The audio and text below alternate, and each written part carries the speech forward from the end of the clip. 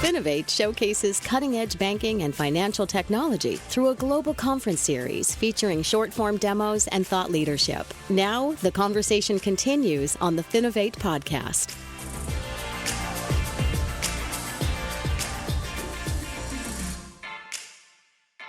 Hey, everybody, and welcome to another episode of the Finovate podcast. We've got an exciting group of episodes coming up for you here. We are going to be talking to our FinovateFall Best of Show winners. These are the companies that the audience selected as the best companies on display at FinovateFall in New York just a couple of weeks ago. And joining me today, we have Derik Sutton of Autobooks. Derik, thank you so much for making the time. Thanks for having me, Greg. Cool. So for anybody who didn't see your demo firsthand, can you give us just a quick intro on yourself and what Autobooks is all about? Sure. My name's Derik Sutton. I lead marketing at Autobooks. And at Autobooks, we really do two things. We try to boil it down to a very simple message. We help small businesses get paid directly through their financial institution. And when we do that, we help financial institutions stay ahead of the competition.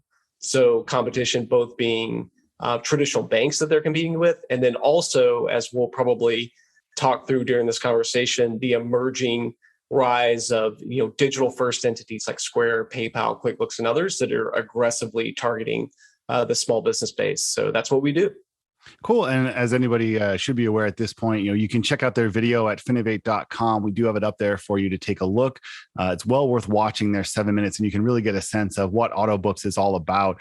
But let's start by kind of taking a step back, looking at the landscape a little bit. I think it's pretty clear to most people that the last 2 years have been really hard on small businesses. And it's also pretty clear that there's been a little bit of a gap, a little bit of a hole in fintech when it comes to small and medium-sized businesses. When you compare the offerings for individual consumers versus what small businesses are being offered, there is a gap there. We'll get into Autobooks specifically in a minute, but can you, from your perspective, Derik, do you think that gap is finally starting to close? Yeah, so a couple of things. One, I don't think it's a little bit of a gap. So I'll kind of correct you there a little bit. I think it's a massive gap in the market, quite frankly. And I think a lot of time, effort, and attention has been paid to consumer banking and retail banking and reimagining and reinventing those experiences over the past decade. And then probably here over the last 4, 5, 6 years, more attention paid to the treasury management platforms and those capabilities. And what's been neglected is really, the lion's share of the businesses by sheer volume and number count in the U.S. economy. And so when you look at just the numbers, small businesses make up 99% of the count of businesses in the U.S. economy. And yet they are the least and most underserved by financial institutions. And financial institutions will readily admit that. And so I think what we're finding, Greg, is over the last 2 years, the gap for the business owner has actually been filled to a degree, but unfortunately, it has not been from traditional financial institutions. It's been from companies like Square, PayPal, QuickBooks, Wave, Brex, and others that have found and really seen this market opportunity of, wow, there's a bunch of businesses that are underserved. We're going to step in and help them get paid. We're going to step in and help them manage their business online. We're going to step in and help them manage cash flow, automate accounting, what have you. And that's really who's been serving businesses well during the pandemic in many regards. No, totally. I completely agree. And I think one of the things that, I love about fintech is that when there's a big opportunity, you're going to find somebody who's tackling it head on. There are going to be people who are looking to exploit that opportunity to offer services which aren't being offered. And to your point, right now, it's not financial institutions who are offering those services. It's people with direct to consumer offerings. Now, there's a little bit of an interesting piece here because what we saw when it comes to consumer finance, a couple of years back, there were a lot of companies looking to go directly to consumers. And what a lot of them ended up deciding to do was partner with banks or maybe sell through banks to the consumers that way. And this is something which I believe Autobooks does as well. You guys look at banks as distribution partners as a way to reach a lot of different end users in a really efficient way. Do you think we're going to see more of that? I do. And, for us, this is a tremendous opportunity. And so while there is, really, I would say great competition, those companies I mentioned are good companies. They have great solutions. But at the end of the day, we feel like businesses are best served if they're served holistically by their financial institution. as we all know, small businesses are not just their business operating account. They're also their personal account with the financial institution, their auto loan, their home loan, et cetera, et cetera. And so at the end of the day, small businesses, micro businesses, businesses in general are best served if served holistically through the financial institution.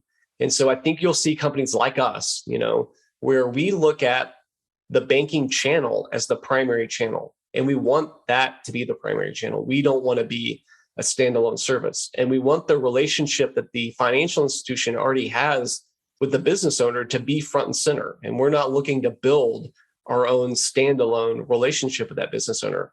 The way we view the world is we're really an embedded solution provider for financial institutions. And so we distribute directly through their digital banking channels, and we support the business owners through those digital banking channels. We augment the staff really of the financial institution for go-to-market capabilities, service, and support.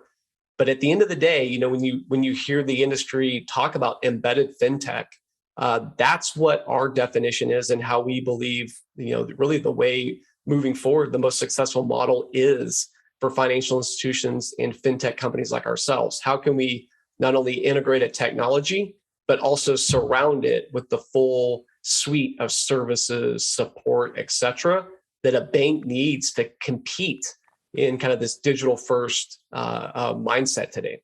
Wow, there's a lot to unpack there, but I think one piece that I think a lot of times gets lost in the shuffle when you talk about small businesses, at the end of the day, in many cases, small businesses aren't more than a couple of people. And to your point, people have existing relationships with their financial institutions. They have roles or relationships kind of outside of the business banking relationship. Sometimes they're consumer bankers as well. And I think this has led to a little bit of muddiness when it comes to small business solutions, because a lot of times banks don't quite know how to think about those people who have feet in multiple camps, so to speak. And I think this is one of those areas where now we're starting to see companies like yourselves who are able to say, well, you don't have to separate that out. You can keep this personal relationship which you've built, but you can simply offer more tools and offer more support to those small businesses to help keep them alive, quite frankly. This seems like a good place to transition into Autobooks more specifically.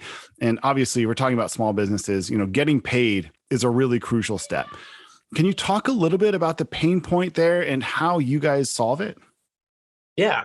So what you talked about earlier, the solution set that is tailored to a smaller micro business owner largely starts with their issue with cash flow, right? Small business owners are consistently under a cash flow crunch.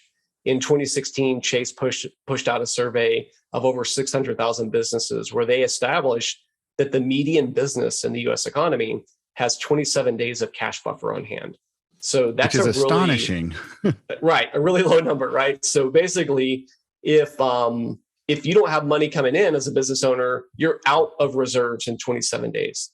We followed up and did a report with Ron Shevlin and the Cornerstone team where we surveyed and found that businesses in the traditional invoicing process, as an example, their days sales outstanding is anywhere between 27 and 41 days.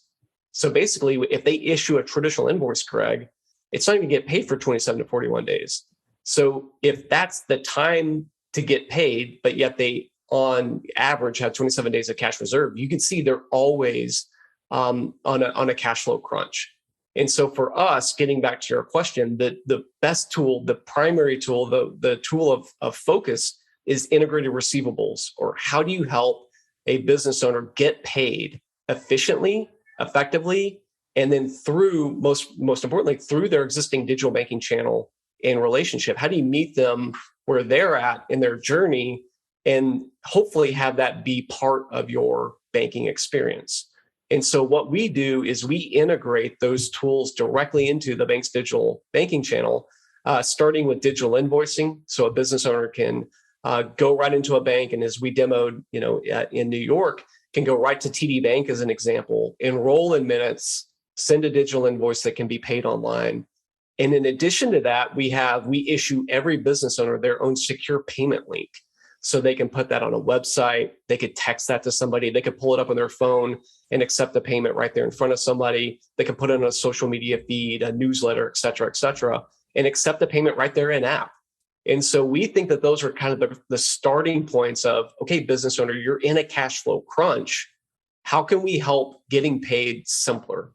And to our credit, and this is really kind of the power of not only offering it through the financial institution, but making it easy for the business owner to onboard to get paid through card in ACH directly online. Every invoice that gets issued through Autobooks, 95% of our invoices get paid within 5 business days. And so we're really proud of that number, right? Because of the number I gave you earlier from Chase. If we can cut day sales outstanding, by 75%, we believe that helps businesses build up those capital reserves that are vital for them to build and grow their business. Certainly when you kind of put it in that context, you see the scope of the problem pretty clearly, right? Obviously, cash flow is incredibly important. And the simple math is if you don't have money coming in and money coming in quickly, then your business won't last long. And I think, it's pretty widely documented that most small businesses don't fail because of underlying flaw in the business model. They fail because of cash flow issues. And so sorting that piece of the puzzle out certainly helps a lot more of those businesses stay open. And it's not difficult to see why so many of the people in the Finovate audience really responded positively to this and was really excited about what you guys were showing them. Before we talk about that, I do want to just come in a little bit more on the size of the opportunity here, because I think, we've had some big numbers out there. There's a huge number of small businesses that are out there. Obviously, a lot of them have banking relationships, but do you have any sense of kind of the scope of what we're talking about here? How many companies, how many different opportunities there are to be won here?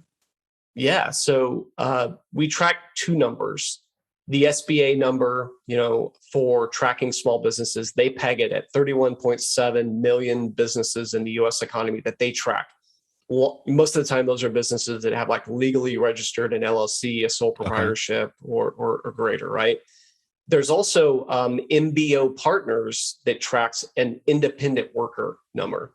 And so think about people that are largely, so if you're a financial institution listening, these are more than likely people inside of a retail account.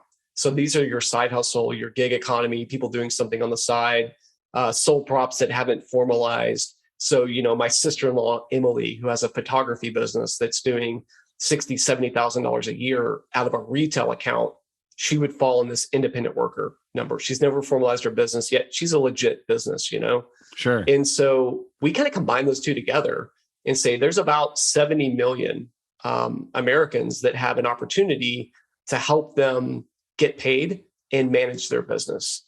And we kind of keep a foot in both camps where there's times that you need to deploy our modules in the retail platform. There's times when maybe it makes more sense in business, and more often it actually belongs in both for most of our financial institutions, because they don't fit in one box in banking right now. They're kind of the small businesses themselves are either kind of finding themselves in a business platform that's a bit too much for them, kind of overserved and too complex, or in a consumer banking product that's kind of too basic for their needs, and they're needing to reach for more. What's really fascinating here is this idea that banks could have a lot of these customers already on their books and not even have any idea of who among them would be in this bucket of being, a small business owner because they're in a retail account, without being able to go through and look through the data. You might be able to sniff it out there. If you're really poured over the data and the account activity, you might be able to say, okay, this looks like maybe this is a person using this for a business account. But I think what's fascinating is that this could be happening and banks wouldn't even necessarily know it. Exactly right. And so we intuitively picked that up just like you did early on. And recently we've been poring over the data more, as you said. And what we found, the results are pretty astonishing, quite frankly. We're finding a tremendous amount of activity in retail accounts on third-party products like Square, QuickBooks, PayPal, more business transactions, not just consumer. And so there's a growing kind of rise of using those third-party tools attached to retail accounts that we're seeing.